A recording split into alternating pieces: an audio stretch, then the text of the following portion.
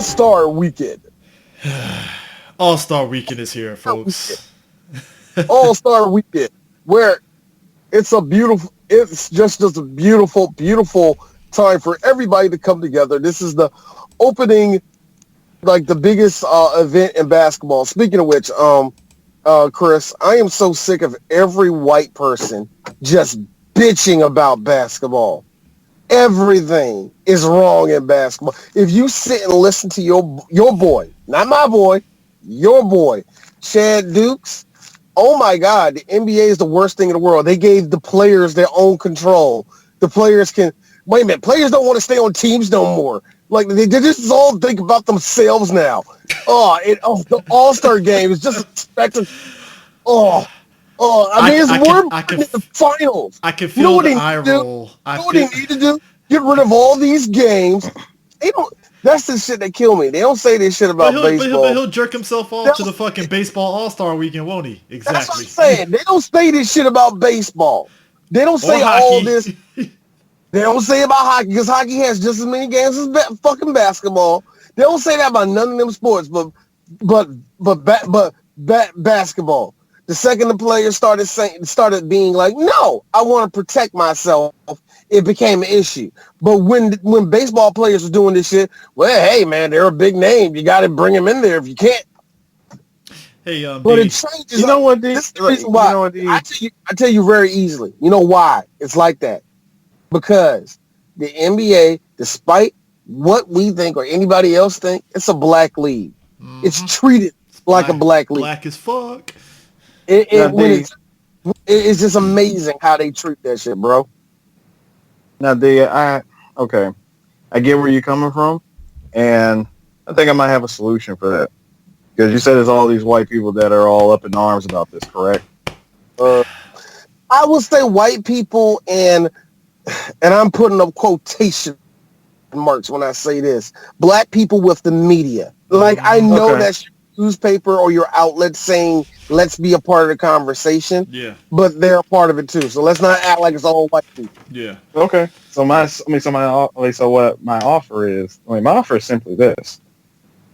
Let the best of their best sit next to the ghost of David Stern in a 1st to 5 in Super Turbo. Why is it always fighting games, too? Why? Because it has to be. That is a deciding factor. Can I be real? I support this. And the answer to that is very simple, D. Look, the Japanese got rock, paper, scissors. I go for fighting games. No. Fight me. I'll take it a step further. Let's keep it real. Let's keep it. I won't even bring basketball into it.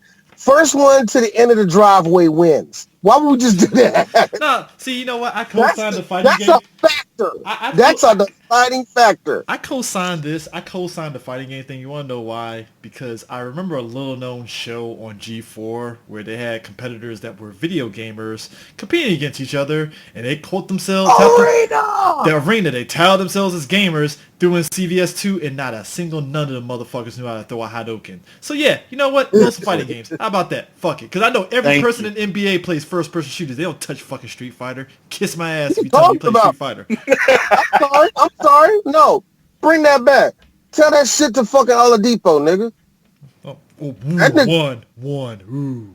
One. Maybe Rick Fox. Hold on, Erickson. Don't you come into this. Hey, Chris, you do realize if I sit and look and I have a laundry list, you're going to have to fucking eat it. You know that, right? I do. You know full well I'll eat that. We do this all the time. Hold on. Save all this energy you got to go ooh and ah to a jock, to the real jocks that you let look at Dragon Ball and you go, oh, it's okay. They used to beat me up for it. It's okay now. Save that energy for them. All right, D, I want you to save your energy for this one. The Wizards can get the 8th spot. Eat that shit, motherfucker, because they're in 9th place. Eat it. Hold on, Erickson. You don't have nothing to do with this either. Hey, Chris, you said that the last 3 years. No. I said the last 3 years because there was no shot. No. I need your energy level up. You said this the last 3 years, dog. And every time I tell you, look, this is coming from a nigga that love my squad. When they trash, bro. Oh no, This is a building team. I will take the this trash. Is a building team. I will gladly so in other take. Words, So in other words, if Andre Drummond knocks these niggas out the fucking playoffs, knock the out of the playoff race again, I'm gonna need you to shut it up. And Chris is pure. The hog going into the air, and he's chasing it. Hey D, they're just behind 3 games. It's still good. They just lost Bradley Beal for the rest of the season. It's still good. They just 10 games behind. It's still good. All right, D. There's 3 more games before the playoffs start. Chris, to stop. Just stop. Chris does this every single year since we have started working on the sports show. They have only went to the playoffs once. I'm not putting that on there, Chris. Technically twice. Technically twice. I don't count that one because they just let them. They got in by the skin of their teeth and it got bounced out by the skin. It bounced out. The grand opening, grand closing, baby. Yo, that was John Wall with half of his hair braided, just walking out there like, so I can kind of play. It ain't all the way. Bradley Beal just over there shaking his head mad and shit because he know he has to drop 48 for them niggas to win. so like I said, I have to hear this shit from Chris every single year. And as a fellow Wizard fan like him, I'm tired of you doing this, man. It's time for. I don't need you to be a Redskins fan. It's all coming together, man. It's all part of the plan. Shut the fuck up, Chris. Coming together. That's the fucking problem. We have been in this loop for how long, nigga? I told you this shit. I have told you we are in a building season. Let this squad build. I know what you saw because I saw it too the other night where Bradley actually dropped 48. Yeah. And they actually won the game. Yeah, I have seen spurts of real brilliance at this team. They're not ready. Not ready. The Wizards are going to pull a Miami Dolphins. They're going to act like they want to win and get that 8th spot. Bank on that shit. You find a fucking space to sit your ass down. You know it's true. We thought Miami Dolphins were going to tank. We thought Miami was going to take and they wanted to win. Okay, I got a question. Right. This is a good question. Who's underneath the Wizards and who's above the Wizards? Just one below, one above, one below. All right. Magic is 1 game above them, 8th spot. Uh-huh. And the Bulls are 2 games behind them, about to be 3 games after they win tonight. Chicago Bulls. Okay. Real talk. The Wizards are in an interesting position right there, but I'm going to be real with you. Orlando's just a better team than them. I've seen them play the Wizards. Slightly better, but you're right. No, they're a better team. I'm being honest with you. This is not me trying to give a little bit of brownie points to my squad. No, the Orlando Magic is a better team than us, man. Just Vujacic, not Vujacic. Where the fucking center is for that damn team? I keep on fucking up his. I fucking destroy that nigga's name every time I do it. The lone center of the NBA. But that motherfucker, he's better than the whole fucking Wizard squad outside of Bradley Beal. So there ain't no way. It's just Nikola Vucevic. Yeah, you're right. Vucevic. Yeah, Vucevic. That's what I'm saying. I always fuck up his name. But yeah, the Wizards aren't better than them. They're not. We'll see. They're not. And the way they beat a fully powered, and I say fully powered without John Wall, but let's just be honest with you, it wouldn't make a fucking difference. Look, you know me, I love John Wall, but let's just be 100,000%. We done paid that nigga too much money. We can't get rid of him. So we're kind of stuck with that motherfucker, man. Unlike Gilbert Arenas where somebody said, all right, we'll take him. This ain't going to happen with John Wall. This is not going to fucking happen with John Wall. Gotta live with it is. Motherfucker. But anyways. Don't expect this motherfucker's going to be literally. I was going to say, D, don't expect him to try to carry the whole team on his back. Speaking of people carrying the whole team on their back, can we talk real quick about how Leon literally carried the entire team on his back in the second half of this? We'll get to that. Okay. We'll get to that. No. This actually brings us up to a good point. This is why I always get on Chris about this. Chris, let's black out Bradley Beal's name and let me just be fucking silly with this. Let's block off Burton's name. Do you really think that team's good? Exactly. You are not going to already going to burn out Bradley Beal. And we already burned out Bradley Beal and Burton's where there's a lot of potential. And I heard there is a chance that we can trade him away for somebody better, which will hurt. But let's just be honest. We ain't got the team set up for him. You know what I mean? I don't know. It's just because I don't know. The only reason why I say this is because like I like Ish Smith and what he's been doing because he's been stepping up. Ish has stepped up tremendously. I saw his game against the Celtics, which was insane, dropping 30-something on the Bam. It was insane. But you know the fun part about all this, though, Chris? Mm-hmm. We still traded Isaiah Thomas. Hey, we didn't need that motherfucker. That dude was taking up space, man. And then the fucked up Thomas, I feel so bad now. I know we're confusing Eris here. Eris, there's not the same Isaiah Thomas. It's a different Isaiah Thomas. You're not confusing me, D. I know who he is. Yeah, you know how much of a bum this nigga is. It sucks because he was that guy for the Celtics, and then he got injured, and then it's just like he hasn't been the same.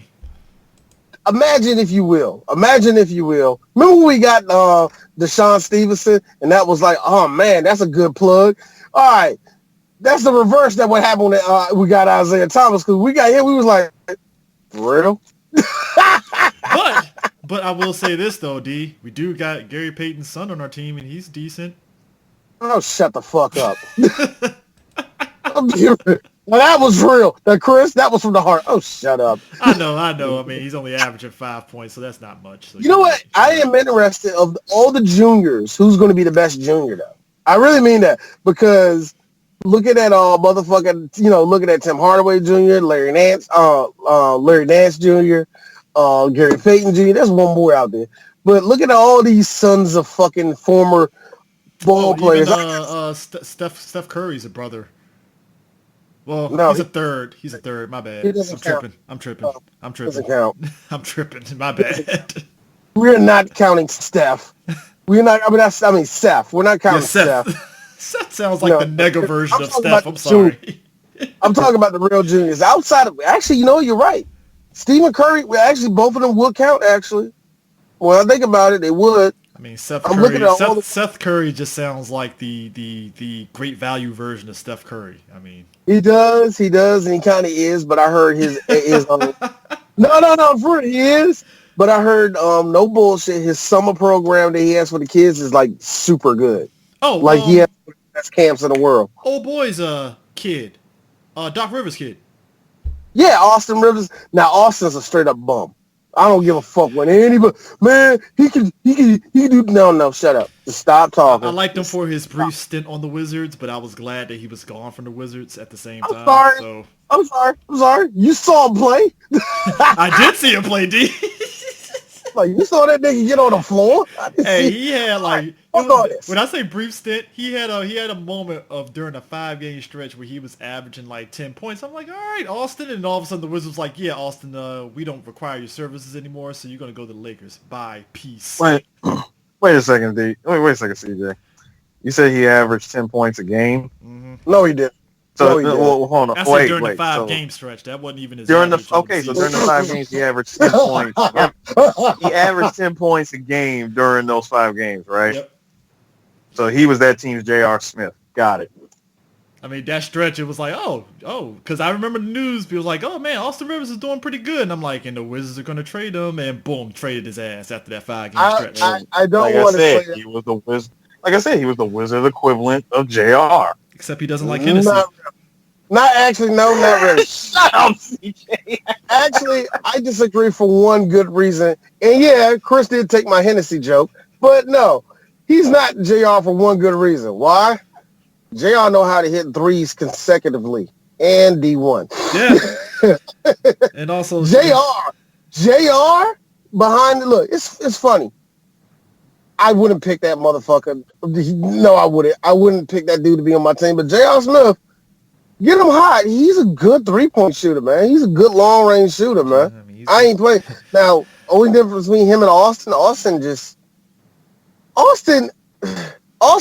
I just feel like that's pure nepotism how he got into the league. I ain't got proof of it, but it just feels like that's pure nepotism. Anyway. Also, Austin Rivers isn't shooting a shot to Candace Patton and winning, so there's that. Anyways. Like Candace is, I'm sorry, you mean JR, nigga. No, as I said, Austin Rivers is in JR where he shot a shot to Candace and won. So he needs to get, it needs to be like the off-brand of Candace Patton. No, dude, that's fucked up. I was going to say Paula. Man, listen. That's terrible. Okay, this weekend, like we said, it's the All-Star Weekend and all the rest of that shit. Now, it's kind of funny. 2 episodes ago, we did our Kobe episode, and at the very, very end, I asked multiple people. I asked Mo and Denzel and Chris, about different movies we want to do, all that other good shit, yada, yada, yada. And I told everybody, and I meant it, no, Above the Rim is made for 3 Black Geeks for multiple reasons. Number one, it's a movie that I wanted to be on the regular main show of 3 Black Geeks. And number 2, it's a Tupac movie. And I'm like, fuck, I have to have Eris. But he don't like sports. Wait a minute. Eris actually likes basketball. Eris actually knows a lot about basketball. It's like Eris is like this. Eris don't know nothing about basketball. And then the camera points back to Eris, and he has like a headband on, ashy knees, and a basketball. Well, hold on, youngster. Actually, Eris is like that. Hold on, notice that my jersey is on backwards. It's all backwards. I just put it on. Eris is that hold on. He got church socks on. Stripe. You gotta specify, D. Striped church socks. All right. You gotta specify. Hold on now. I know something about basketball now. And he got the shit that you keep the shirt tucked in and shit. He got them shits on around his ankles. And look, and Eris is gonna call me. Eris is gonna get mad as shit at me about this. Fuck you. I say fuck you to the person that says that nigga was a bum. He kind of was, but like all old heads, DJ Sue hangs on to one baller that really wasn't that good, but in his eye, done nothing wrong. Watch this. Hey, Eris, Antonio Daniels.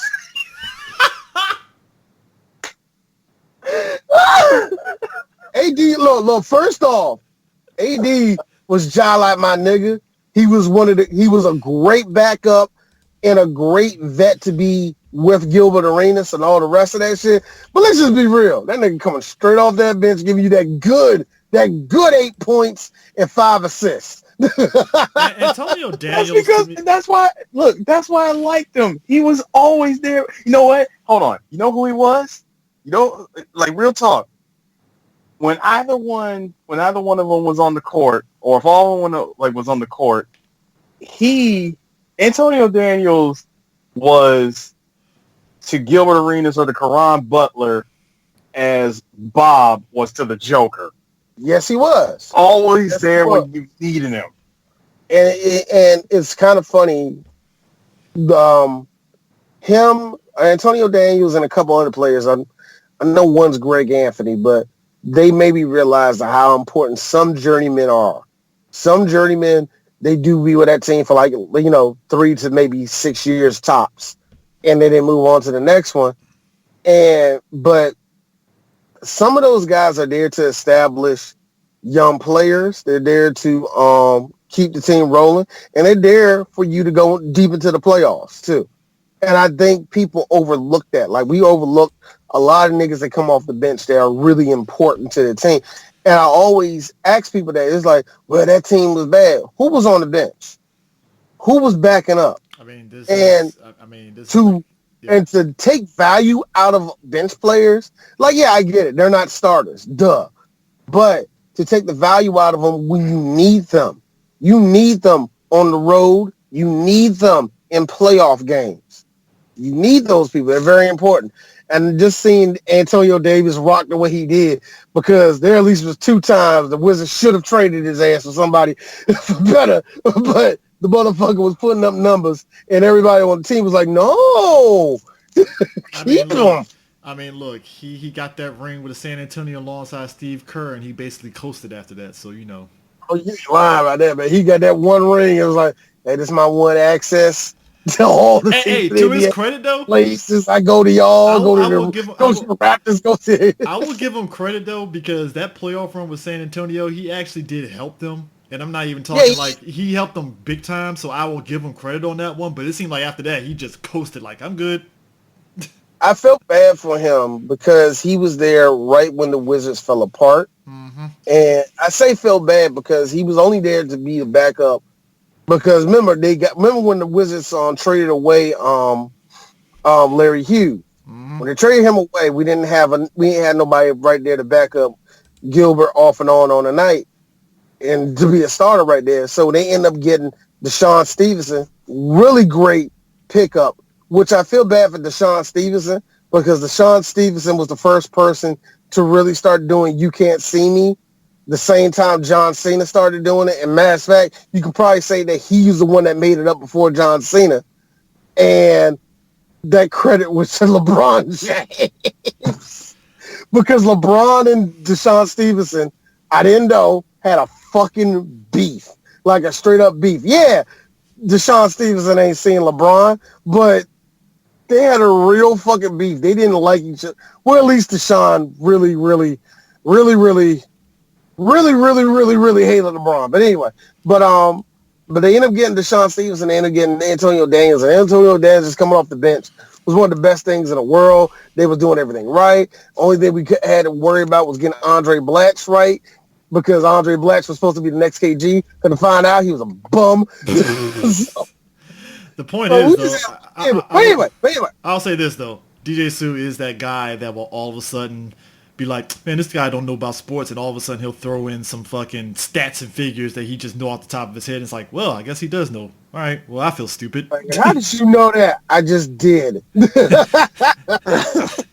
Just so happen to know. I think really what it is, and it's just working with all, us working with each other for fucking 10 years. I also think it's osmosis, just regular osmosis. Yeah. Like, I know shit about comics that I should have no business knowing, but I know it because of Chris. There are certain things about, I wouldn't even say music and shit, but I had that same thing happen just because I knew Eris. And it's like, D, are you interested in that shit? Fuck to the no. But I know it because I know who my friends are. Yeah. So, whatever. Like, hey, D, you know everything about ID? Like, man, that's a lot you know about IDW. You read that shit? Oh, actually, no, I don't. I'll say this. So, if we're talking All-Star Game, I'm disappointed, and I don't know why I built myself up thinking it was going to happen. So, I'm just going to jump straight to the point. I wish Vince Carter did the dunk contest one last year, but I understand. Yeah. I get His knee, I went back and listened to our Kobe episode, and I'll say what we all said. His knees weren't going to be able to take that shit anyway. Yeah, I mean, you got Dwight Howard, Aaron Gordon, Derrick Jones Jr., and Pat Cunnington that are going to be in the slam dunk contest. Now Gordon is probably going to win the whole thing because Gordon's that Milano is Yeah. that motherfucker's bad as shit, man. But I would like to know what Dwight Howard has in store, because you got to realize this is Dwight Howard is one of the more interesting players, where he went from he was supposed to be the next big thing, to his knees getting real bad, to Kobe dogging him the fuck out, to his career pretty much being over at one point. And then he's a better shooter now. Then he went to the Wizards and was hurt. And that gay rumor came out. I don't know what happened after the gay rumor, but he ended up going back to LA. And Kobe is looking down on the heavens like, good job, Dwight. You got better. You did good. You did good. Unlike some people I know. Meanwhile, Kwame Brown quietly sleeping in his own bed. I just heard Kobe whisper in my ear. He said I was a bum. Oh, baby, I miss him too. Fuck that nigga. Because I'm a homer for the Wizards on the 3-point contest, go David Burtons. I hope you win it, even though you're not going to win it. Burtons, no. Burtons has a good chance. Now, hold on. Let's look at that. The 3-point contest alone. Damian Lillard. Let's see. Trae Young. Uh-huh. Zach LaVine. Yep. Buddy Hield. Buddy Hield. Yep. Duncan Robinson. Joe Yep. Harris. Joe Harris is probably going to win that bitch again. Devontae Graham and David Yep. Bertans. Now, here's the funny thing. I like Bertans. I like Joe Harris. Buddy is interesting. I've heard of him. I've heard of him. I heard he's actually pretty good. Buddy Hield, that was interesting. I don't know. I tell you what's going to happen. DL ain't going to win this shit. Anytime a superstar goes into the 3-point contest, they never win unless that person is just Miller. fucking Dirk. You know what I mean? Dirk, Reggie Miller. That's the only people that's gonna get it. It's like Ray Lewis. But why is it Ray Lewis? Goddamn, Ray Allen. Ray Lewis, nigga. Wow. Come on, wrong. Dude, this is what you call him. You call him Jesus Shuttlesworth. Yeah, Jesus Shuttlesworth. Yeah, there you go. Boom. Just call him Jesus. Anyway, but yeah, that being said though, personally, going for Bertans, of course, because he's a wizard. But I am going for DL, even though I don't think he's going to win.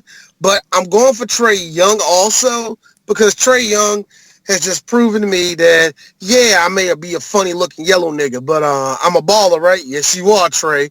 Yes, you are. As Vince Carter pats him on the back. I am rooting for him. Now, like you said, the dunk contest, I hope it's good. I hope I get surprised. I just hope the old heads don't overhype a mediocre dunk. That's all I'm saying. I just don't want that to happen. Hey, Chris, you forgot where you're at. Yeah. This is all kid. There's going to be a basic two-hander. Oh, Shaq, sit down. Shaq. Nah, Gary Payton is going to be like, oh, shit, you see that? Like, Gary, shut up and sit down, please. What are you doing? Oh, my. This is going to be interesting anyway because, like I said, this is going to be an all-star game with the thought of Kobe Bryant passed away. So this whole weekend is going to go a little bit differently anyway. Actually, Kobe's looking at the heavens at this next one, the skills challenge. You got Jason Tatum, Pascal Siakam, Bam Adebayo, Domantas Sabonis, Patrick Beverly, Chris Middleton, Spencer Dinwiddie, and Shai Alexander. Oh yeah, I forgot Derrick Rose is not in it, is he? Yeah, Shai replaced him. Yeah, Shai took his place. Yeah, I see. And that sucks because I wanted to see Derrick Rose have I want Derrick Rose's whole redemption tour to keep going for the rest of my life because, I love seeing a black man overcome bullshit the way he has, you know what I mean? I like the fact that Derrick Rose's knees are still intact. Exactly. So I'm going to say this. Jason, I'm looking at Pascal. Pascal probably is going to win the whole thing. Mm-hmm. But Dinwiddie, I'm going for Dinwiddie and I'm going for Chris Middleton. But I'm just going to say this right now. I don't hate Patrick Beverly, but I really don't want him to win this. I was gonna say Patrick Beverly. That's what I was kind of looking for. I got to be real with you. I am not a hater of Beverly, but I really don't want this nigga to win this shit. Patrick Beverly is Antonio Daniels with more playing time. Okay, I mean, he looks like Antonio he's going to give you more assists. He's going to give you more assists than actual scoring shit, and he's an incredible defensive player. Oh, man. He's a defensive player, man. So going to have the to deal with Rising Stars Challenge. They switched it. I'm gonna be real. D does not give a shit. See, I only care because again, we got two people from the Wizards. Actually, three people from the Wizards. We got two people. We got Hachimura and Wagner. They basically are doing the United States versus the world with the rookies, I know basically. So I didn't know they started doing that because again, I don't pay much attention. You didn't know that? Dude, because I thought they still did the rookie versus the sophomore challenge shit. That's why I thought they were doing. They've been doing this for about 4 years, maybe 5 years. Okay. And just to be real honest with you, I don't give a shit about the game. I'm just looking at the fact of, I'm not surprised that we got people from Germany and the Ukraine and Japan and Canada and stuff, right? But then I'm like, so Bahamas has a basketball team? Yep. Huh. Yep. Didn't know that. There are some Bahamian basketballs, man. I didn't know that. Not to say they were poor or anything. It's just like I didn't know Bahamas. Okay, all right, cool. Yeah. So anyway, real quick, I don't care about the Celebrity All-Star Game, but Spice Adams is going to be in it. Shout out to my nigga. I want him to do something, man. I actually want to watch it just because of that now. Also Asia Wilson's going to be in it, and Asia's my boo. I love her. Also, I need the heat check on Bad Bunny from somebody on Steve A's team. You know what I need also though, but I'm just going to throw it out there. Quavo's going to try to show out like he did last year, but Darius Miles being the legend. I saw that and I was like, oh shit, Darius Miles. Wow. Okay. Yeah, man. No. Why is not all right, Chris, look at me. Why is Bad Bunny in this fucking game? Again, I need a shoulder check on her during that game in some way, shape, or form. Man, whatever. Look, whatever. But of course my boy Famous Los is in the shit because Los is a motherfucking monster. Los is a nigga you can tell that played basketball all his goddamn life. I swear Famous Los looks like the guy that in between like when they're on tour and shit, he's just shooting the ball at the nearest basketball court in between. You can tell that actually I'll do it better. He's the motherfucker that comes to the court smoking either a cigarette or a blunt. Man, y'all niggas trying to go with what, man? Hold on real quick. Like fucking Black and Mild. Smell like menthol and Black and Mild and shit. Ball. And he fucking balls. That's the name. But anyway, last person I can Quentin Richardson's in the game too. Good for Quentin. And finally, just gotta throw it out there. Jadena, nigga, if you go on that court and you embarrass yourself in any type of way, I'ma still listen to your shit. I think he has a beautiful voice. I like him, man. You know what? I got a feeling that he actually can ball his ass off and shit. And it's like I think look, unless you're a comedian, I think they always go for people that can actually ball. Now, it is kind of interesting. Chance the Rapper's in it. And I'm like, why not J. Cole? Why not J. Cole? Do I really need to see that Rastafarian looking motherfucker in this ball game? Yeah. I mean, he did. He is a former ball player. I don't know why I'm tripping like he isn't. Yeah, he is a former ball player. That nigga's a baller. Maybe he didn't care to play. I'm guessing that's what it is. No. He was really good in high school. I don't know where it happened after that shit. I think he played a little bit of college and then rap. So remember he dunked last year, and I told y'all, and I made that meme, and you got mad at me when I said when he missed the dunk, and I said J. Cole on a trap beat. But real talk. But anyways, the All-Star game proper, the lineup is basically for Team LeBron is Anthony Davis, Kawhi, Luke Doncic, James Harden, Damian Lillard, Ben Simmons, Jokic, Jason Tatum, Chris Paul, Russell Westbrook, and Sabonis. And on Team Giannis, we got Embiid, Siakam, Kemba Walker, Trae Young, Chris Middleton, Adebayo, Rudy Gobert, Jimmy Butler, Kyle Lowry, Brandon Ingram, and Donovan Mitchell.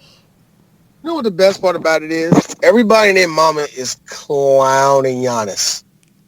They're clowning Giannis. You think so? Yeah, they are. You haven't heard this shit? Nope. They was like, this nigga can't draft nobody for shit. How in the world did he give LeBron all the best players unless he's playing to score 60? Why the fuck did he give LeBron all the best players? I guess he's assuming. No, and the best part about it was they came down to getting the guard, right? And James Harden's like, you going to get James Harden? And Giannis like, nah, I'm not going to get him. Let me get Kemba. And I'm sitting there like this. Why did you just do that? See, here's the thing. I get the logic of it. I get the logic of it because James Harden doesn't play defense. So that's a smart strategic move. Hey, Chris, it's the All-Star game. Who plays defense? No. But James Harden really doesn't play defense. It's a big difference, sir. You know this.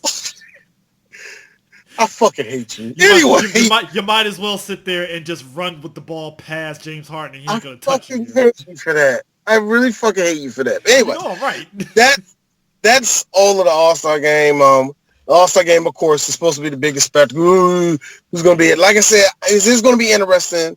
There's going to be a lot of Kobe shit. So if you one of those Kobe fans, just grab a tissue. You know what I mean? Because I'm just there for the Kobe activities and the random Twitter stories from random thoughts of what their shenanigans were. So easy. I tell you what it is. I wanted this motherfucker. So Damian Lillard had his own party. I'm gonna tell you what went down. First of all, 12 o'clock. There was way too many people at the club. always the same shit. I don't know why you get. I don't know why you get. There's always at least one story where it's like, what the fuck did you think, lady? Come on, like, come on.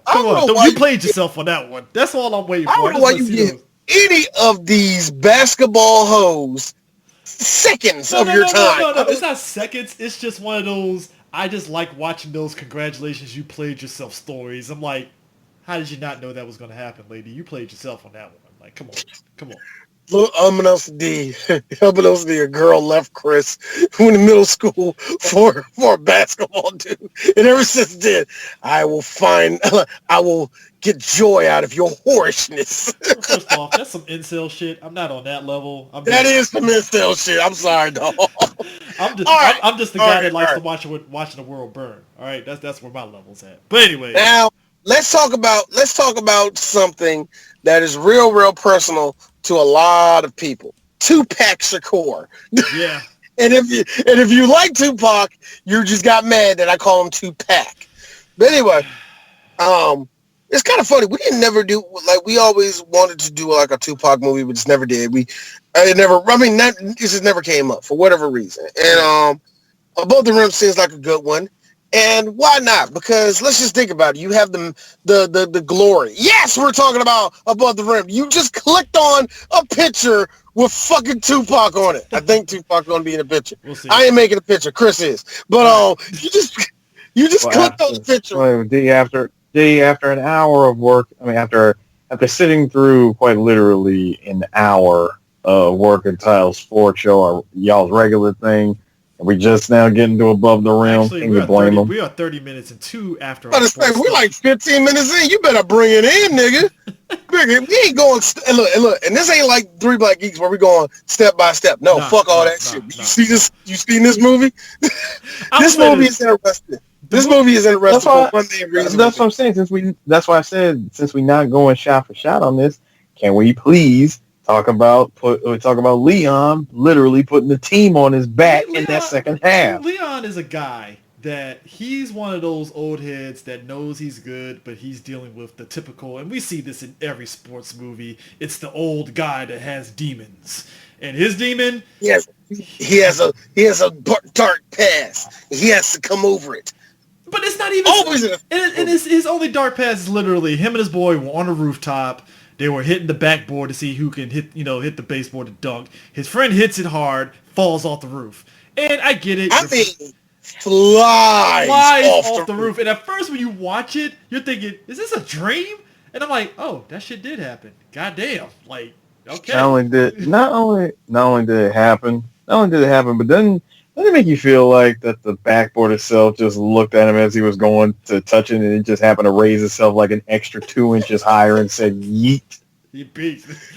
It really felt like to me was, when it happened, I'm sorry. You don't get nobody that fucking Mortal Kombat's themselves like that. Just imagine you go for something like, all right, man, I got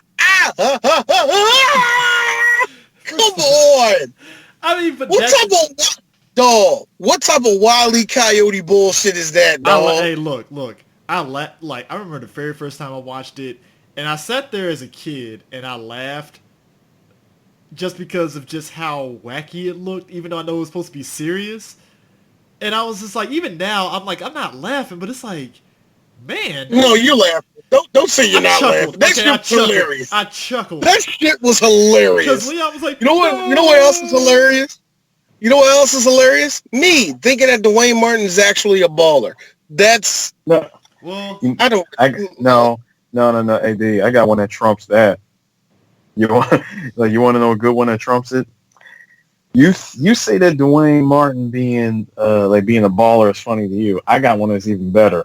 The fact that Alan Payne was originally selected to be Dwayne Martin's character. You know what I think? I think Alan Payne good. It wasn't Alan Payne because Lola. As much as I don't like Dwayne Martin, I'm glad he got the role. You just hate him, or you just not a fan of him? I've always I never liked Dwayne. He exists to me, but that's about it. I never I never ever who never. You know what? A part of me thinks like, what D was it like an off chance you were jealous of this nigga? I'm like, why would I be? You married to Gina. I think of them pumps on Gina, and I'm like, I'm not jealous of the nigga at all. Well, I mean, Okay. he was in. He did. He was. He did in, have a better. He did have a better part of a decade and a half reenacting that scene with her every chance he got. I mean, let's be real. He was Until they also- got divorced. I mean, he was in DJ Sue's favorite show, Out All Night. So just saying. I like how you immediately called that my favorite show just because I remember. You've mentioned that show multiple times, so ergo, it is. I your have show, mentioned. sir. I have mentioned it just because it's obscure. It's extremely obscure, and nobody except Patti LaBelle was famous in that show. Do you realize that, Chris? Do you just realize you forgot who that is? This is DJ Sue. His favorite player is Antonio Daniels. Obscure. How do you not figure out who your boy was? I mean, see now, D. Now you're just lying. Okay. He's not my favorite character. He honestly, me referring to Antonio Daniels is how James refers to Castlevania in all of his videos. Here's the kicker though about Dwayne Martin. What was wild though is he played Division III ball and actually had a contract with the Knicks but got cut. I'm sorry, Division Says, 3. screw this, I'm going into acting. Yeah, I'm sorry, you said Division 3? NYU. Yeah, that's probably why he didn't get on the Knicks. Yeah, I mean he signed as a free agent, undrafted free agent with the Knicks and got cut, and I was like, oh all right. Whatever. Hey, look. Cool. Again, the NBA speed is a whole different other beast, though. And this is an 89, and this is 89, so it's the NBA speed is a whole other beast, and also Dwayne was kind of small. He is small compared to NBA ballers, man. Yeah, but his character is prototypical. I'm the cocky player that thinks I'm badass, and I'm like, I got all these schools looking at me, man. So I'm trying to be the best of the best. They throw Georgetown in there so many times. You can take a shot and you'll die of alcohol poisoning the many times they mention Georgetown. Because you know what? You got to realize this. Georgetown was a destination for a lot of people because John Thompson. That's it. Yeah. No need to say anything else, man. Because John Thompson, it's just funny. He was the blackest coach in America, so of course you wanted to play for Georgetown, man. Yeah. And it is kind of funny looking at them do at the end of the movie where they showed them playing at Georgetown at the USA Arena. You know what I mean? Sir. It's called the Cap Center. That's what it was called. It's called USA Arena, goddammit. Center. That's what it was in the middle of the fuck. That's what it was in the middle of that thing. It said U.S. Air Arena. It didn't say Cap Center because if it did, I'd be all over that shit. First of all, Come on now. CD doesn't want to say Cap Center because that will make us really old. No. Did you not just hear my fucking joke? I would have been all over that. I know. But you going to take the piss out of something that I was putting piss in. How you going to do that? I don't know. Anyway, but like he's the cocky player and stuff, and Leon. Would you call him the magical Negro to him? Yeah, no. Hold on, magical Negro. No, I won't call him the magical Negro. I will, however, call that team. I will call him being on that team as the ace in the hole. Yeah. No. Hold on. No, I'm sorry. No, scratch that. He wasn't the ace in the hole because the script said so. He had to come in and wash everybody just so we can get that nice dramatic piece of a young Wood Harris, shooting at point blank range, and that was the best shot you can get. Actually, no, I'm sorry. The best part about all that was the security guard that pulled up on Wood Harris and slowly shot this nigga to death. That was the best. It took so long for him to shoot him twice. Why did it take so long? Dude, the editing of the first shot, bam, and then cut to Wood Harris, like, slowly turn around, jump cut, bam, Yo, no. Leon in this movie, to me, there were two, because I will give the movie this, there were two stories going on at once. And it was a redemption arc for Leon's character. And for Dwayne Martin, he had to learn he had to be humbled a little bit, or at least know that the path that he's on isn't the right one. And in doing so, yes, you have Leon there who's supposed to be getting redemption and all that, because, you know, this movie did a bit of small world bullshit, but it worked because just so happened. I'm sorry, Tupac's your brother? Yeah, like, whoa. Yeah. Yo, let me tell you something. And me and Sue were talking about this before we started it. Tupac's character, it's like, dog, do you need a hug? Do you need a hug? Because you really are just like, show me respect, man. I would say show me respect. To accurately describe this relationship, it's like this, and I'm gonna get silly with it. This is what happens when Scooby-Doo goes away for about 3 months. He comes back, scrappy, who did about 40 push-ups, got tattoos, and act like he's running the block. Where you been at, school? You ain't gonna steal your treats? Nah, I know what you talking. I know what you want. You gotta follow the game. I ain't got it. You know what? I don't know why you do that. You following people. People follow me now. Yeah, that's right, man. I got bitches. I got money. You ain't got none of that shit. Dang, Leon's character had that look like, I will yoke your ass up if you don't get out of my face. Yo, that's the funny part. Here's the thing. I can tell looking at Tupac's performance in this movie, and I know when we finally get to Juice on the main show, when we finally look at Juice, it's going to hit me again. A lot of people mimicked Tupac's mannerisms. That's probably why I was annoyed by Tupac sometimes. A lot of people that mimic. What is that? That's probably why I get annoyed by Tupac's characters, not him specific, not Tupac. Yeah, himself. I know what you mean. Because people have that same mentality. I'm gonna act just like Pac and Juice. I'm gonna act like Pac and this, and you do realize that nigga dies at the end of both of those movies. And can you also, and better yet, let me ask both of y'all a question. Between Bishop and Birdie, who did you really want to just judo chop in the throat more? Fucking Bishop. Okay. I'm sorry, Bishop. In a heartbeat, man. That's unfair because both of them are equally annoying to me. Yeah. Bishop. But D, I know they're both equally annoying, but if you had a choice and you had to judo chop one of them in the throat, which one are you going for? Why would you put that on? Okay, look. Bishop to me was a bitch. Because he didn't do that shit to Rodimies. Till he got a gun. Till he got a gun. All of a sudden you want to act like you hard. Okay. Then you got Birdie, who real talk had an empire. Not an empire, but he had a motherfucking plan and shit. And all the rest of that. Yeah, he was cocky because nobody checked him. And that's what made it so interesting when it was him beside Leon, where even though he's talking all this shit, it's like Leon will knock this nigga's whole head off. All this motherfucker is a bunch of words and fear mongering. He's nothing. He's a drug dealer. So that being said, I was glad when Bishop got thrown off the goddamn roof. Wait, AD. First of all, D, when you mentioned Birdie having an empire, but before you retracted that, I was gonna say, sir, he cannot have an empire unless he has a hidden fortress in the middle of the woods, surrounded with spiders, his own army of foot soldiers that all have laser cannons, and has a death ray in the mountains. I mean, look, this motherfucker.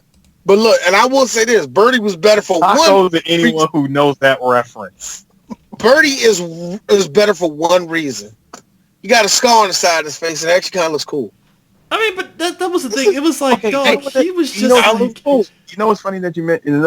You know it's real funny you mentioned him having a scar on his face, because in later Tupac movies, he would end up getting something that he tries to differentiate himself from his previous characters. Because how come in Bullet, dude's got an eye patch like he's trying to be the Black Solid Snake?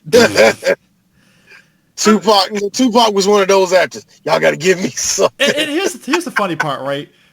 So what was funny is that Marlon Wayne's character, Bugaloo, it was interesting with his character because it's Marlon Wayne's being goofy, but like, I kind of felt for him a little bit because, like, you know, he's following Birdie thinking that, you know, he's part of something big, not realizing, like, Birdie really does not give a fuck about him, and, like, Cal is the only one that really gives a shit about him.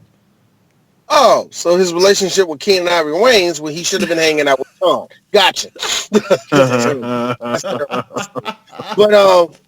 No, but I thought it was cool because you already know me. You already know me. I don't like Marlon either. I just don't think Marlon's funny. in spots I liked him in the Wayans Brothers show, but that's just me. So you know, That's about it. I mean, the Wayans Brothers. Look, Scary I Movie like 1 and 2. That's about it. Yeah. Look, Chris. I like Kale and Keenan and Kale on his show. So does that make you feel better? Okay. I mean, Kel was better. I mean, if we want to do comparisons, I mean, he though, was the more likable. No, I'm not making a comparison. Oh, okay. But they were the same character to me. You know, make loud noises, do silly shit, and have your straight man go, "Come on, man." Yeah, that is true. That is true. They're the same, same character. But here's the thing. I didn't think Marlon did a bad job. I don't think it's funny. I don't hate Marlon enough where I can judge him, unjustly. And I thought he was all right in this one. He played he played the second banana very well. I did feel that the part where, fuck you for that too, Marlon. But the part where he was like, yeah, man, somebody get on the court. Like, what you doing, man? No, you ain't playing. And when he went on him like that, I'm just sitting there like, oh, fuck you, movie. You made me feel bad for him. But check it out though, dude. You see, you actually cheer for him in the end because when he rolls up. No, I'm pretty sure somebody did because when he rolled up on Pac in the most obvious "I'm here to snuff you" move ever, rolls up on Pac and shoots him point blank in the club. Slow motion walks out. I'm just mad that somebody wasn't there to just tap him on the shoulder and say, "Yo, you got the juice now, man." Can't be real, man. Actually, I was more like this. So nobody's gonna stop him. He shot your feelings. Nobody's gonna stop him. Well, it's a black club, so that's not fucking happening because nobody's gonna fucking snitch on him. So there's that. And also, hey, Chris, let's be real. Hey Chris, that's New York in the '90s. I joke that nobody stopped him, but I'll be surprised if that nigga made it down the stairs before he made it outside. Let's be real. If we're gonna keep it the realest of real, I think Birdie was that much of an asshole to where him getting shot, nobody gave a fuck. I don't know, man. It's New York. Remember, and also, it's a power trip at that point. New York, Chris. Chris, it's New York. I know it's New York, but let's be real. The epicenter of, man, fuck that. I ain't letting that shit happen. But at the same time, him killing Birdie, it basically turns into a fucking power struggle at that point. You know his character is not trying to fucking lead the charge in the drug game, so there's that. Chris, see, now you're bringing in elements that shouldn't been there. You were better off just saying when Marlon shot him. You were better off when Marlon shot him. Everybody like, we're free, and they took off their clothes and all that, and started dancing like they did in the Wiz. It's a brand new day. Can you feel the brand new day? But here's the downside to that, though. You might as well say that. You might as well say that. Here's the downside to that, though. I was really kind of like, I felt that this killing was unearned, though. It's like, really? How is it unearned? Not unearned. It's unearned. Let me rephrase it. Hold up. TJ, if you've been humiliated, God knows how many times, on screen, off screen, stuff that ended up on the cutting room floor of you getting humiliated by a dude that you clearly dwarf. Yeah. Let me rephrase that. I'm not. Would you really? No. You know what, Chris? I know what you're doing. Could you really say that was unearned? I'm not gonna say unearned. I guess I want it to be something. I know what it is, Chris. You're looking at look. It's like this. There are two ways of looking at a movie. There's looking at it like if you were there, or looking at it through logic. Okay. Now, logic at this point, now it's going out the window. But at this point, anything can happen. So logic is not on the table. So at this point, it falls on the person, and you're looking at it through the vacuum of this. You're not looking at it as you living in the vacuum of the 1990s. You're looking at it as somebody in 2020. Well, that's just stupid. No, back then, Nah, nigga, don't let nobody disrespect you like that, cuz. Yeah. Blank's that nigga, B. Yeah, word is bond, kid, New York. Timberland. I gotta wonder though. Fuck Flex. But I gotta wonder though, who's the one? I gotta wonder Illmatic. though. But I gotta wonder though. Illmatic, thank you. DJ Premier. This is real hip hop. DJ Red Alert. The spotlight. Shot the bombs on these niggas. I gotta wonder though, who was the one? I dropped the bomb. Let's be real. I'd like to know who was the one that was antagonizing Bugaloo, that's Marlon Wayne's character, to shoot him. I gotta wonder who's the guy I'd be like, yeah, you gonna let him fucking disrespect you like that, man? I say you shoot him. Oh, easy. You know who did that? Marlon in the mirror that night. So you gonna let that nigga You know that motherfucker was in the mirror pointing the gun at himself over and over. Bruh. Here's the good timeline of it though. He literally bought the gun immediately that morning after Tupac and them clowned him the day of the game. So within a day, he bought the gun and was like, all right, he at the club tonight? Bet. Again, Chris, like I said, you can't look it through the little goggles of this being 2020 and internet existing. You have to look at this back in the 90s and back at the way black masculinity was back then. You don't let a nigga step on your Jordans, disrespect your mama, or call you anything outside of being a man. All three of those is worth you getting shot. Yeah. So yes. Also, shout outs to Henry Simmons as one of Cal's teammates. I was like, oh shit, Henry Simmons. God damn, I didn't know you were in this movie. I mentioned that Dwayne Martin's character is the cocky player, and that was kind of funny. I was watching this at work, and my coworker is ex-coach for TC Williams in Virginia. He actually coached the football team, and he knows how shit is. I'm like, I always hate this in sports movies, how the star is always cocky. He's like, man, you know how fucking corny that shit is? Oh, man, I'm the #1 star. And all of a sudden, he's going to have a redemption arc at the very end of the season. Like, come on. Oh. He was an asshole all that time. He's going to be an asshole going into college. He ain't changed. You're right. Shout outs to Pee Wee Kirkland playing the Georgetown recruiter. Yep, Pee Wee is a fucking playground legend. And I know it was Pee Wee because I recognize how Pee Wee looked anyway. But that hair. Yeah, that hair, I know. But what made it even better, I was like, is that Pee Wee? And he started acting. And I was like, oh, that is him. Because he clearly doesn't know how to read lines. Pee Wee's the Pee Wee. Did y'all like how Pee Wee was taking notes when he saw Dwayne play? And everybody was like, yeah, look. They was all like, yeah, Kyle, you doing good, man. You doing good. That was an awesome shot. Pee Wee over here. That was some trash. Crap. Because you know what, you call that a jump shot? All right. Some of the most critical people in the world are fucking scouts, and scouts have the really hard job of having to think like the coach that they're scouting for, and at the right time pick kids who are there physically, mentally, and just regular ability wise to play in it.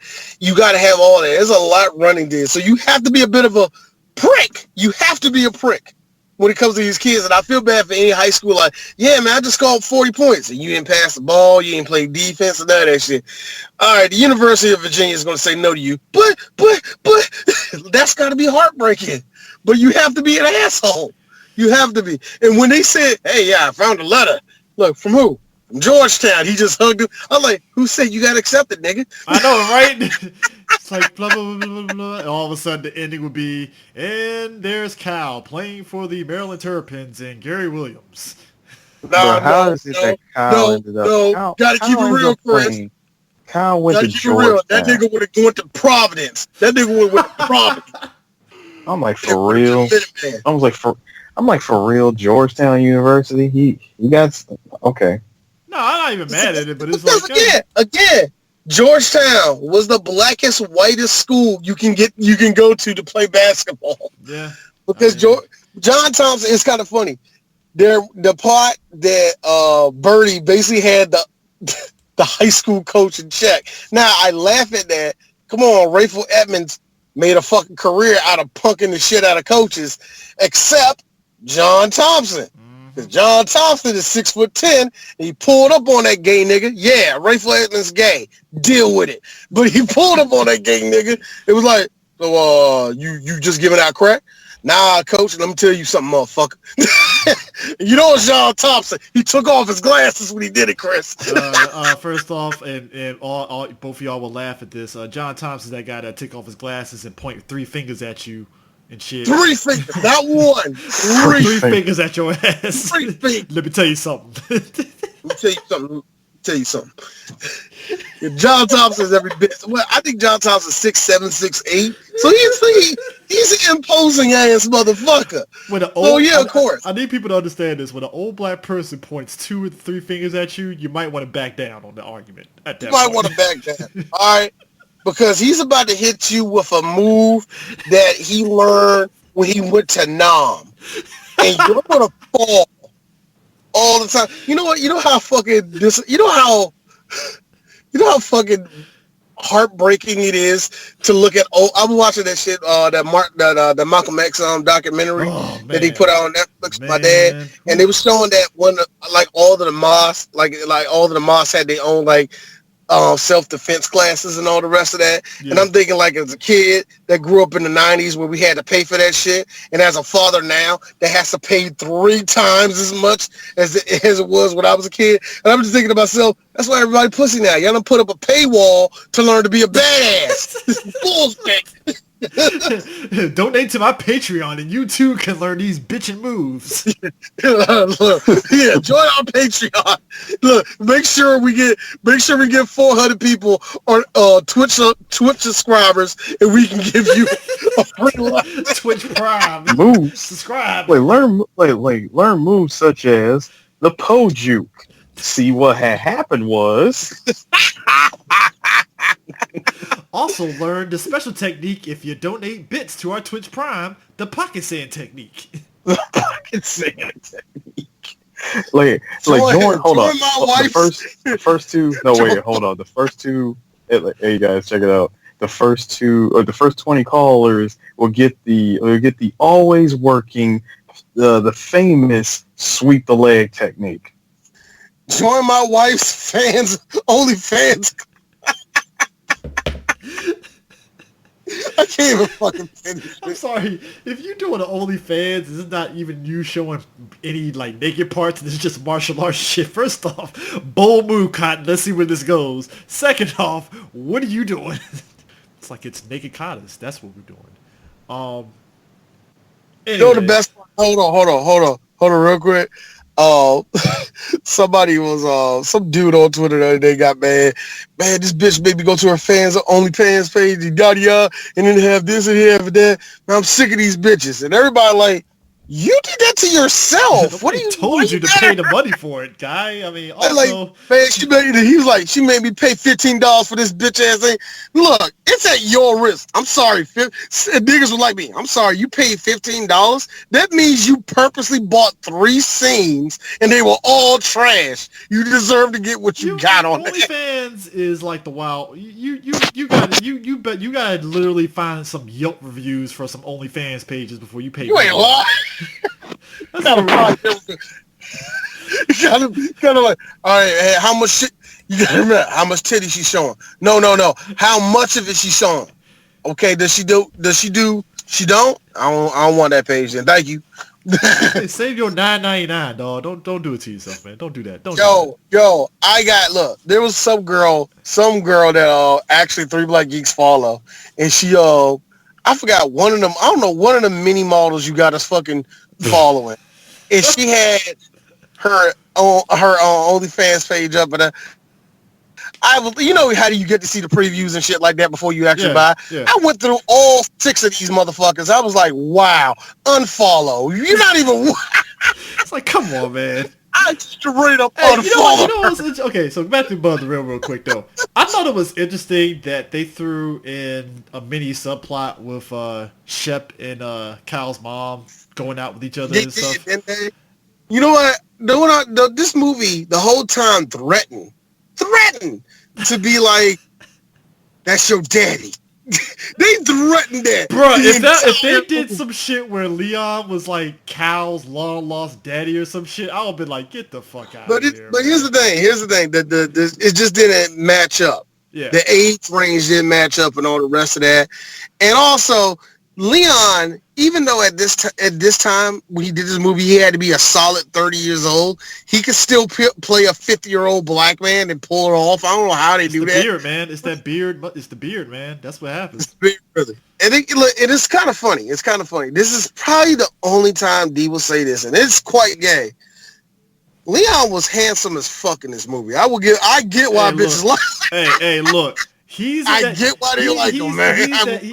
Look, Leon represented good looking brother in this movie. He represented the local brother that happens to still be single, and all the ladies are like, man, he's quiet. He look fine. He's the new guy that goes he's the new guy that goes to church, and you find out that this motherfucker been locked up for 15 years over some bullshit.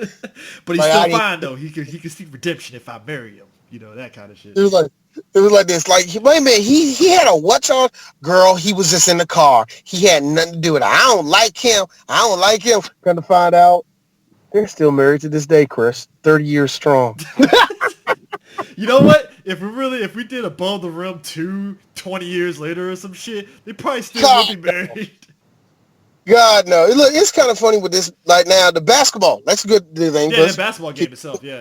The basketball in this movie, I thought it was shot pretty well. The only thing I didn't like was you can tell when they did the shootout, when they got to the shootout, that the court just, and I get it because there's cameras on the court, but the court looks so small, didn't it? Yeah, but always see how, especially in the 90s.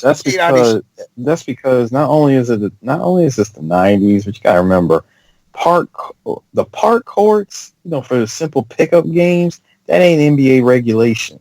Well, they played at the I think because they shot the movie in Harlem. They shot it in Harlem. But parts of it was shot over in East Harlem. Yeah, the high school stuff was filmed in an actual high school, but I think the street ball stuff was filmed over in the Manhattan Center. Yeah, I'm about to say that could. I was thinking that they was going to do it at a Rucker, but I was like, no, a Rucker's full. That's a full court. Big as shit. I was like, that's a full court. The Rucker and the other one I can't remember. But did y'all catch the editing mistake in the game where one player literally passed the ball to himself? Yeah, I caught that. What? Yep. What? Wait, now I gotta go back and watch the movie. He passed the ball to himself. He's like, hold on, wait a minute. I had to rewind. I was like, he passed the ball to himself. That was some janky ass editing on that one.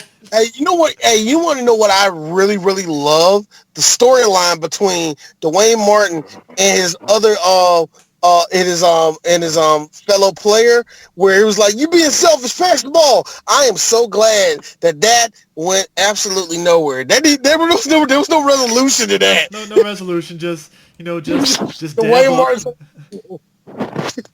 way Martin turns into a fucking black hole. He's a black hole. You're not seeing the ball back. He goes on Kobe rules, though.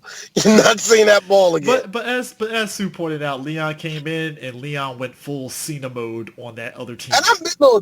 You know what's the worst part about this, though, Eris? This is the worst part about this. Not only did he went out there and balled against niggas that was probably 10 years younger than him, but not only that, but he went out there in motherfucking khakis. Yeah. That's what I was pointing out. Dude came out there in a long sleeve shirt and khakis and just styled on everybody. White Reeboks too, by the way. Style on everybody. I don't believe I don't believe he has sneakers on. Bullshit, he has sneakers on. Yeah, white tube socks on. No, hey, D, you wanna know what's funny? I don't even think he even stretched. Nah, he didn't. Oh no, he didn't. Because this is the 90s. He just walked on the court. Nobody believed this stretches in the 90s. Only thing missing was fucking Shep's. Didn't need to warm up or nothing. He just rolled in. But dude, you want to know something? The power was in the jersey he was given. Bruh. You know what I'm saying? Bruh. And I loved Tupac's overacting. The entire finals thing. It rivals. It doesn't quite rival Nick Nolte and Blue Chips, but he tries. Yo, the one thing missing. The one thing missing. Like, you know what it was, Chris? You know what he was missing? Like for him to try to outact Nick Nolte from Blue Chips, he would need to kick a basketball into the crowd. Nah, Tupac ain't about that life. Nah, he had enough because remember he said like that's a foul, that's a foul. He turned to everybody behind him. He's like, you see that? Ah! I'm like, yeah, that's all he needed. Bro, Leon literally openly kneed a dude in the junk, and the ref was like, that's good, that's cool. I like how Wood Harris hits motherfucking Leon with a back body drop. Not a foul. Not a goddamn foul. If this was the Royal Rumble, he would have went over the rope. He is with a full-on back body drop. Ain't nobody's blowing a whistle. And I'm sitting there, Chris, two things. Because that's the way I was raised when I played basketball. Ain't no whistle. There ain't no foul. Ain't no whistle. And number two, just real talk. Niggas didn't know how to ball for shit. Also, Oh my God. you just gotta ask Leon. Yo, Leon. So when you got hit with King's German suplex, what went through your mind? You're like, dog, when you was out there watching those kids play basketball, did it cross your mind that was going to happen to you then? I mean, it's because it's did you think for 1 second that you was in the first throw of King's multi throws? Oh man. I mean, dude, Shep was throwing up fucking threes like he was Steph Curry. I'm like, dear God, dude, how many threes you gonna? All right, cool. And then Tupac, you know, all it took was that hip toss, man. And I like how the coach go up to Shep like, Shep, you all right? I'm good, man. I'm good. Only thing missing from him is like, come on, young blood, let's go. Like, come on, you're supposed to be balling. You're supposed to it ain't anything. Like, you're supposed to be balling, right? I got this. I'm sorry. You just reminded me of the back errors. Hold on. Right, real quick. Every time somebody pass the ball to Leon, it's Leon. Pull up. Buckets. Just pull up. The most monotone voice ever. Hey, Leon, you just won at the Rutgers. What are you going to do? I think I'm going to go home and... he's Kawhi Leonard. Fuck it. Mm-hmm. So what are you going to do? Like, what are you going to do, Leon? Going to change careers, get a Jamaican accent, climb the mountains, and kill Sylvester Stallone. Actually, hold on, Harris. Actually, no, I'm gonna keep you to your connection, Harris, because we finalized the connection. We said, okay, that may have happened, but that might have been something else. But the definite connection was after all that happened, he moved to Arizona. Oh, he became Russell, the ain't shit guy. Gotcha. Yeah. You know what that is? You know what? What am I supposed to do with that? You know what? I'm pregnant. What it got to do with me? I mean, let's be real.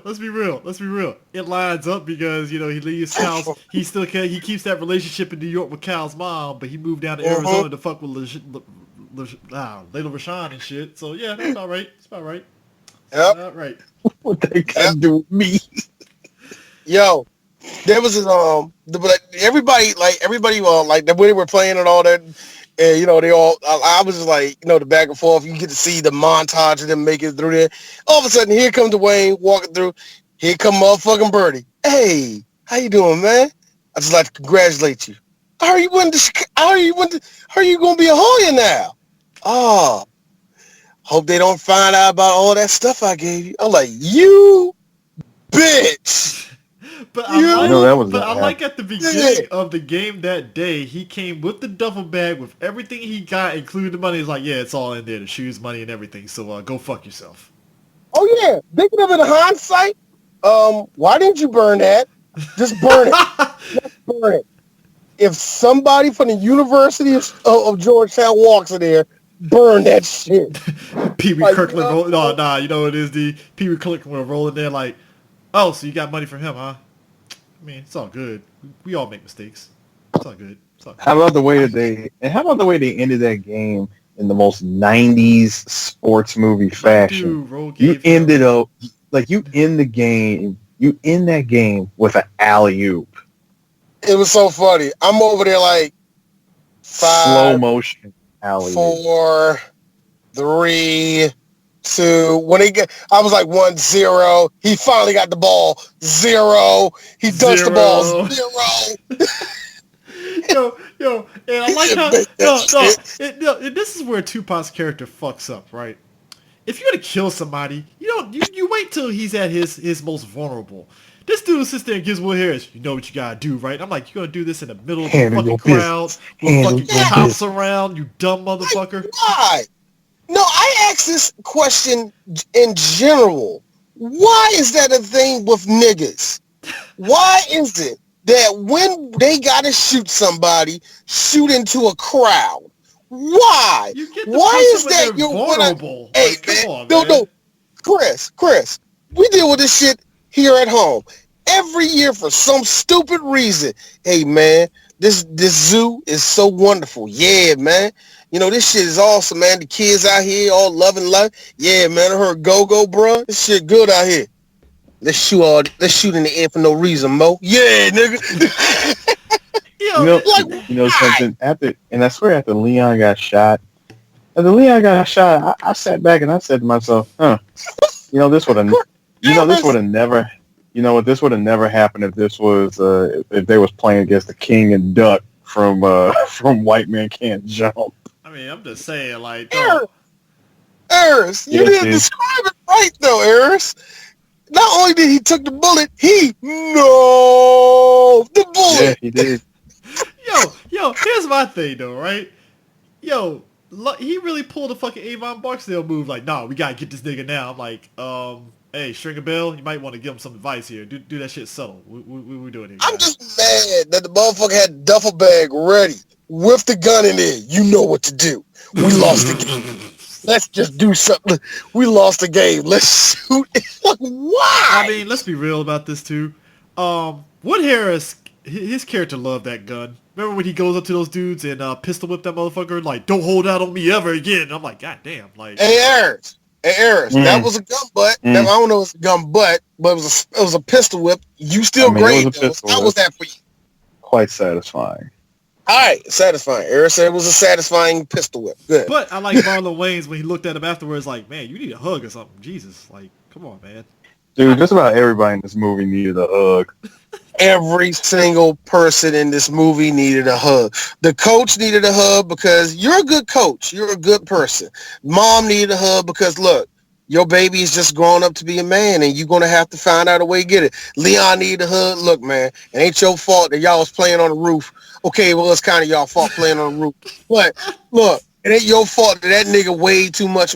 That nigga went straight off the guy. That was your fault. Hey, I got a question. If that happened before, just being real, it seems like somebody else would have fell off the roof trying to get a rebound. That one dude that tried to go for a rebound, like, oh, come on. You know how niggas ball, too. You know how we get to when we try to go for rebounds. Niggas be diving and all that shit. You mean to tell me he ain't just jump off the motherfucking roof? But whatever. Everybody need a hug. Pac need a hug. Look, man, your brother left you, man. It's all good, bro. You can move on. You did good. You're a man now. Wood Harris needs a hug because, like, yo, Wood, I'm sorry that you're going to be a goon for a good majority of your career. I am sorry. Until you get them Disney checks, and then finally you're not a goon anymore. So, there you go. And Bernie Mac, and real talk, Bernie Mac needed a hug because let's just be real. Bruh, you smoke crack. Used to play ball. What happened? Used to play ball with Shep, by the way. Like, Shep, man, I haven't seen you in a while. And Shep was like, oh, it's good to see you too, man.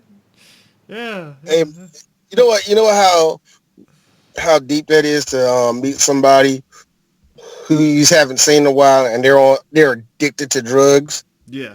It's a trip. That's like Chris Tucker's character in Dead Presidents.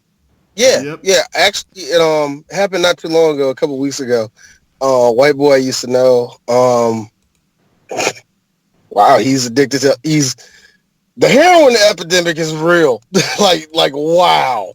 Yeah. Like wow. You had a 6-pack in motherfucking middle school. Why the fuck are you now a crackhead? You know what I mean? Yeah. Like, oh yeah. So it is a trip to see somebody. Like, dog, you used to be on the basketball. Look, actually a good example of that, Chris. Mm-hmm. Local. Delonte West. Yep. Yep. It is. It's like when I saw Delonte West on the news, bro.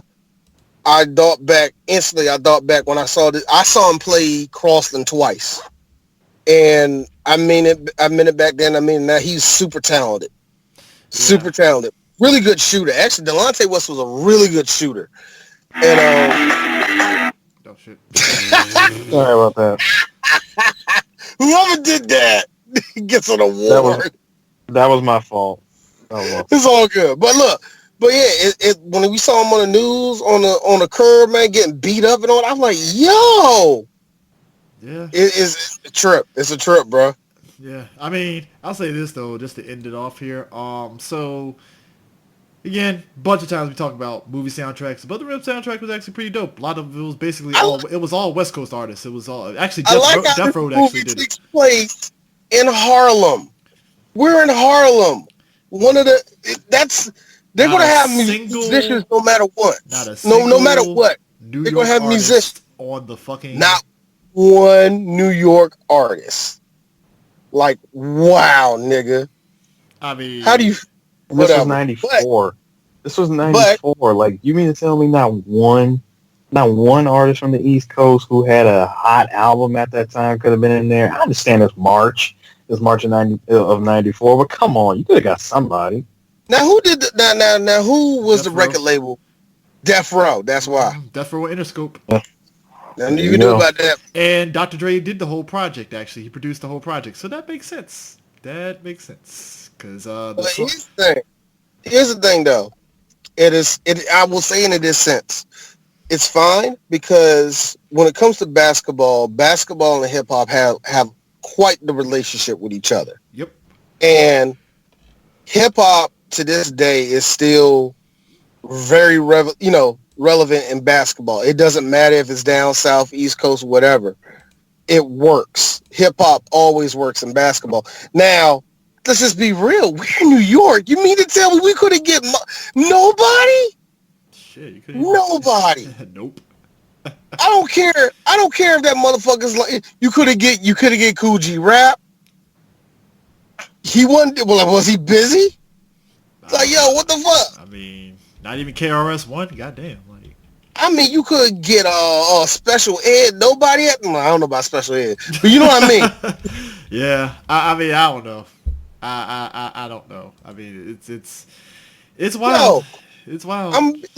Was LL busy? Was LL busy?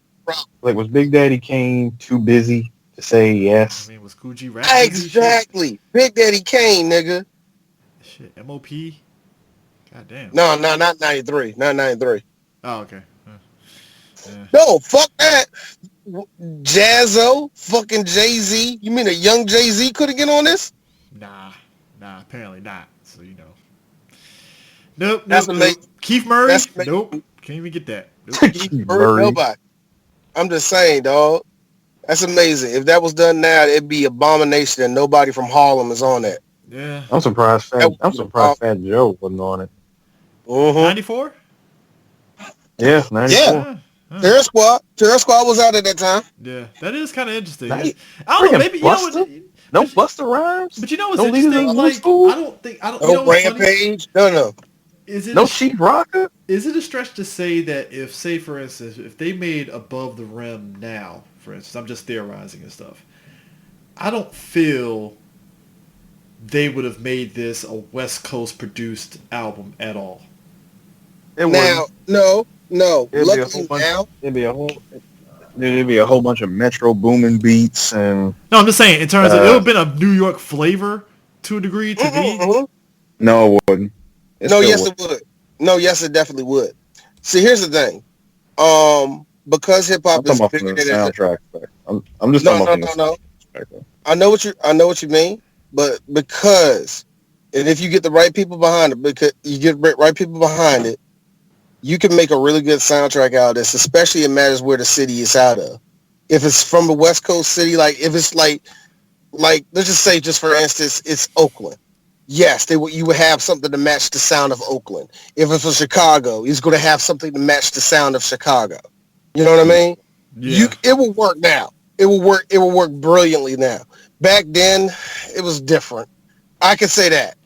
despite it being all LA art, that makes no sense. But still, it just stuck back then when it came to that. But hold on. But to that album's credit, even though the album itself was like mostly a Death Row project, the song that's most famous from that movie, it doesn't sound like a West Coast track at all. What, Regulators? Regulators does not sound like a West Coast thing. It's G-Funk, but it doesn't have that. If the beat was done by freaking Battle Cat, I'd be all over it. It'd be as West Coast as it gets. But this one sounds like seriously. You take that soundtrack and put it to the tone of the movie. You would think, only to the uninitiated, they would think that this song was something that came out of New York when it actually came from California. True. I disagree. Just off the artist alone, that kills it. Now, off the artist alone. Here's the thing. I just said the only to the uninitiated. Yeah. Now, no, I know what you mean. I still disagree, but I know what you mean. That's all I'm saying. Yeah. I'll end it like that. I know what you mean, but I disagree. Yeah. I get what you're saying, but nah. But that's above the rim. You know what's ironic? Hold on. Better yet, and I'm not ending it on that. Harris, what's the other songs on here though? I want to know what the other songs on here. Who are the rest of the artists on the soundtrack? Because I heard Snoop. I'm still in love with you. I'll be sure. Just so you know, from Boss Hog, Afro Puffs, Lady Rage. Gonna give it to you. Jewel featuring Aaron Hall. Didn't mean freaking the Dog Pound. Yep, the Big Pimp in the Dog Pound. SWV anything. Didn't mean to turn you on. Second to None. Dear God, I haven't heard them in a while. OFTB, Crack 'em. The Dog Pound for life.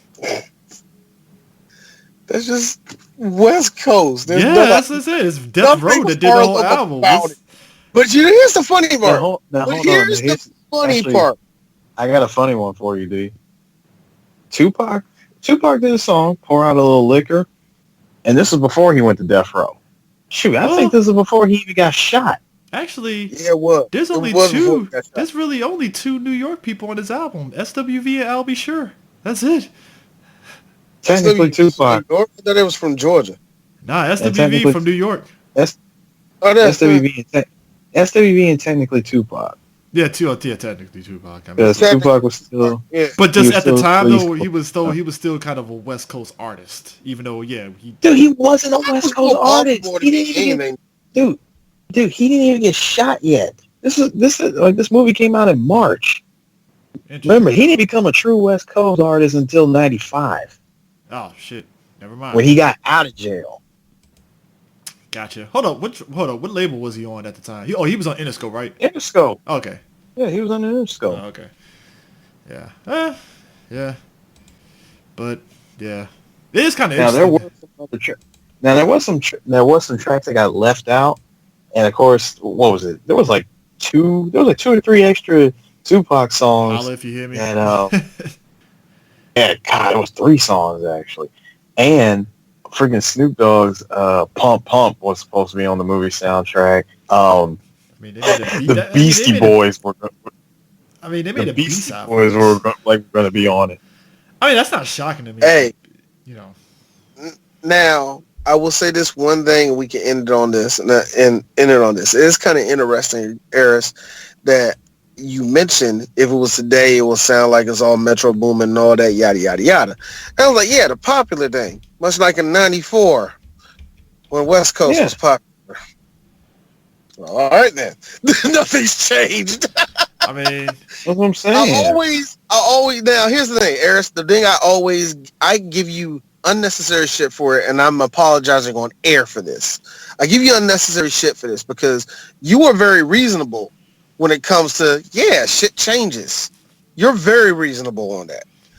But, hey, D, you remember back in '95, nigga? Me, I just kind of follow D's thing where I went from old man yelling at the sky to these beats are fucking hot right now. God damn. Now look, everybody has their old man shaking at the sky thing when it comes to something in life. So it doesn't matter. You know what I mean? I can't give you shit to that because I only do that when it comes to I stand for 80s black music. I'm just saying, I stand for that shit. It's like, y'all ain't better than that shit. Like, D, that shit is just the same. They talked about fucking too, D. Shut the fuck up. It was different. I hate this. They talk about pussy. Jesus Christ. Everything's pussy now. Now, no, Chris, I'm just getting tired of that shit. Really, I am. It's like, yo, basically, I can describe all these girls' pussy muscles at this point. You know, I'm just saying, like, good Lord. Yeah. I know about these pussy, Dojas. Look. That's why I gave you the Omar Epps look. That's why I gave you the Omar Epps look, because I was like, D, I can probably name off all the drugs that some of these other fucking damn trap rappers are doing at this point. So it's all the same at this stage. That's null and void. That doesn't make any sense, though, man. That's a false equivalence, man. I'm just saying, in this sense, it's like, yo, I am tired of that shit. Granted, I do feel it has. I can't believe because I remember as a kid, talk about your pussy. Now I'm like, Jesus. Yeah, because we had the internet. Because we had the internet now, and you can just type in something on Google, boom, pussy in your face. Now, come on, this is just how it is at this point. Now, speaking of pussies in your face, we need to have Shaggy on the show. Ha! He ain't gonna hear that shit. Oh, but we gotta have Shaggy on the show soon because we are approaching the NHL playoffs. So we need to get our black man to know everything about hockey. We need to get him on the show, and we're gonna talk a little baseball because he know about baseball too and all the rest of the show. So we got to get that shit handled, man, because definitely. And Chris, ain't we coming up on March Madness too, man? Yeah. So yeah. This is gonna be a busy week and stuff. I mean, you got All-Star Weekend. You know what, man? Just to end of this stuff, this is gonna be a awkward Valentine's Day weekend because how you gonna have the All-Star Weekend on the same weekend as Valentine's Day? Man, R.I.P. the chicks out here that really think something's gonna pop off this weekend. Man, you better hope they like basketball. It's like basketball, bro. They hope you like That's basketball. The only way you get this like, shit. babe, That's we're going out for only... dinner. Where? Applebee's. Gotta watch this NBA All-Star game. What you talking about? Oh, man, we're going to Ruby Tuesday, baby. But ain't going to be crowded? Yeah, that shit wild, bro. Let's come on. So, anyway, we're going to take probably a couple weeks off this show. I'm just going to be real. When we come back, like I said, we're definitely going to start talking about hockey again. We're going to talk about a couple weeks of the XFL. We got to let that shit marinate. And just real quick on that, Chris, I'm not going into the game. Yo, it was hype. Oh, it was definitely hype. That Defenders game was hype. I loved it. Definitely. I hope there's big things for the XFL. We're going to talk about that when we get back. Also, like I said, we're going to still talk about basketball and the rest of the shit. But, yeah, we definitely got to do something with Shaggy. And I'm not saying when we're going to do it, but me and Chris are going to finish it off. We're going to have to do Major League 2 next month. So we're going to have to definitely do that next month, man. Also, Maryland is top dog in the Big Ten. Yes! Yes! I saw that yesterday. Yes! So whatever. Anyway, that's it. Holla at y'all later, everybody. Peace.